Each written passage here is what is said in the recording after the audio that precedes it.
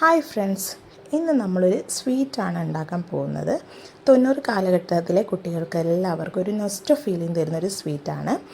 ആദ്യം തന്നെ നമ്മൾ നെയ്യ് എടുത്തിട്ടുണ്ട്, 1/2 കപ്പ് പഞ്ചസാര, 1 കപ്പ് മൈദ മാവ്, ഈ ഒരു കപ്പിനാണ് ഞാൻ അളന്നെടുത്തേക്കുന്നത്. പിന്നെ 4 ഏലക്ക. നിങ്ങൾ ഏത് കപ്പിനാണോ എടുക്കുന്നത് ആ കപ്പിൻ്റെ 1/2 കപ്പ് പഞ്ചസാര എടുക്കണേ മൈദാമാവ് എടുക്കുമ്പോൾ.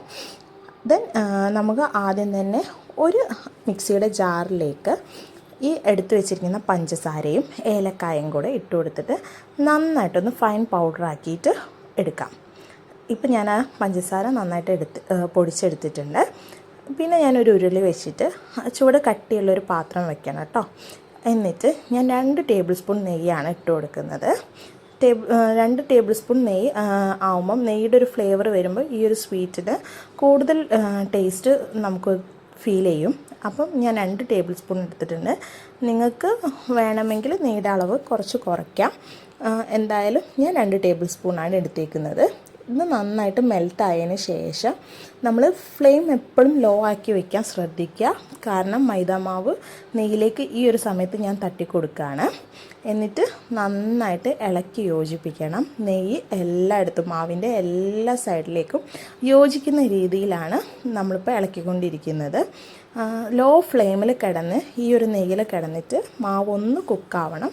അപ്പം നമ്മൾ അതുവരെ ഒന്ന് നിർത്താതെ ഇളക്കിക്കൊണ്ടിരിക്കുക. അതുകൊണ്ടാണ് ഞാൻ ചുവട് കട്ടിയുള്ള ഒരു പാത്രം എടുക്കാൻ പറഞ്ഞത്. കാരണം മാവ് പെട്ടെന്ന് അടി പിടിക്കാനുള്ളൊരു ചാൻസ് ഉണ്ട്. അപ്പോൾ നമ്മൾ നന്നായിട്ട് ഇളക്കി യോജിപ്പിക്കുക. ഈ ഒരു മാവ് കട്ട പിടിക്കുകയാണെങ്കിൽ ആ സമയത്ത് നമ്മൾ ഒന്ന് ഈ തവി കൊണ്ട് തന്നെ ഒന്ന് കുത്തി ഉടച്ചാൽ മതി. എന്നിട്ട് കട്ട പിടിക്കാത്ത രീതിയിൽ ഒന്ന് എല്ലാ ഭാഗവും കുക്കായി വരുന്നത് വരെ ഒന്ന് ഇളക്കി യോജിപ്പിക്കുക. അതിനുശേഷം ഈ ഒരു സ്റ്റേജ് എത്തുമ്പോൾ ഇപ്പോൾ ഏകദേശം എല്ലാ ഭാഗത്തേക്കും മാവ് കുക്കായിട്ടുണ്ട്. ഈ ഒരു സ്റ്റേജിൽ നമ്മളിതാ എടുത്തു വെച്ചിരിക്കുന്ന പൊടിച്ച് മാറ്റി വെച്ച പഞ്ചസാരയും ഏലക്കായും കൂടെ പൊടിച്ചത് ഇട്ട് കൊടുക്കുകയാണേ.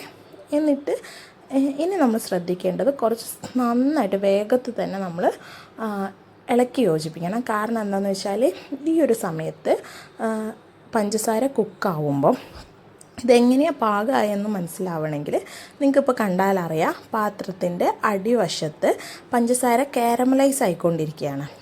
ആ സമയം നമുക്ക് മനസ്സിലാവും ഈ ഒരു കൂട്ട് റെഡി ആയിട്ടുണ്ടെന്ന്. അപ്പോൾ ആ ഒരു സമയത്ത് നമ്മൾ കൈ വയ്ക്കാതെ തന്നെ നന്നായിട്ട് ഇളക്കി യോജിപ്പിക്കണം. ഇപ്പോൾ കാണുന്നുണ്ടല്ലോ അല്ലേ, കാരമലൈസ് ആയിക്കൊണ്ടിരിക്കുകയാണ്. അപ്പോൾ നമ്മൾ ഫ്ലെയിം ഓഫ് ചെയ്യുക. ഓഫ് ചെയ്തിട്ട് നന്നായിട്ട് ഒന്ന് ആ ചെറു ചൂടിൽ ഇളക്കിക്കൊണ്ട് യോജിപ്പിക്കുക. എന്നിട്ട് നമ്മൾ ഈ പാത്രത്തിൽ ഇനി അധികം നേരം വെക്കരുത്. കാരണം പഞ്ചസാര നന്നായിട്ട് കാരമലൈസ് ആവുന്നുണ്ട്. അപ്പോൾ നമ്മൾ ഈ ഒരു പാത്രത്തിൽ നിന്ന് കോരി മാറ്റാണ് മറ്റൊരു ബൗളിലേക്കോ മറ്റൊരു പാത്രത്തിലേക്കോ ഈ സമയത്ത് നമ്മൾ ഇത് കോരി മാറ്റി വെക്കേണ്ടതുണ്ട്. അപ്പം ഈ ഒരു കളറായി വന്നപ്പം ഞാൻ ഒരു ബൗളിലേക്ക് കോരി മാറ്റി. അപ്പം നിങ്ങൾക്ക് ശ്രദ്ധിച്ചാൽ മനസ്സിലാവും ഉരുളിയുടെ അടിവശത്ത് ഒരു തരി പോലും പിടിച്ചിട്ടില്ല. എന്നിട്ട് ഞാൻ ഒരു ബോൾ ഷേപ്പിലാണ് പിടിച്ചെടുക്കുന്നത്. നിങ്ങൾക്ക് വേണമെങ്കിൽ ഒരു പ്ലേറ്റിൽ സെറ്റ് ചെയ്തിട്ട് കട്ട് ചെയ്തെടുക്കാം. അല്ല ഇങ്ങനെ ബോളായിട്ട് വെക്കണമെങ്കിൽ കൈവച്ചത് ഇങ്ങനെ നന്നായിട്ട് ചെറിയ ബോൾസാക്കി പിടിച്ചെടുത്താൽ മതി. അപ്പം നമ്മൾ ഈ മൊത്തം പൗഡറും ഞാനിപ്പോൾ ബോളാക്കി എടുക്കുകയാണേ. ബോളാക്കി മാറ്റി വയ്ക്കുന്നുണ്ട്. അപ്പോൾ ഇത്രയേ ഉള്ളൂ. ഇത് ഒരു നൊസ്റ്റോ ഫീലിംഗ് തന്നെയാണ്. കാരണം കഴിച്ച് നോക്കിയാൽ നിങ്ങൾക്ക് മനസ്സിലാവും നമ്മൾ എവിടെയോ മറന്ന് വെച്ചൊരു ടേസ്റ്റാണ്. അപ്പോൾ ഇഷ്ടപ്പെടുകയാണെങ്കിൽ ലൈക്ക് ചെയ്യാനും സബ്സ്ക്രൈബ് ചെയ്യാനും കമൻറ്റ് ചെയ്യാനും മറക്കല്ലേ. കൂടുതൽ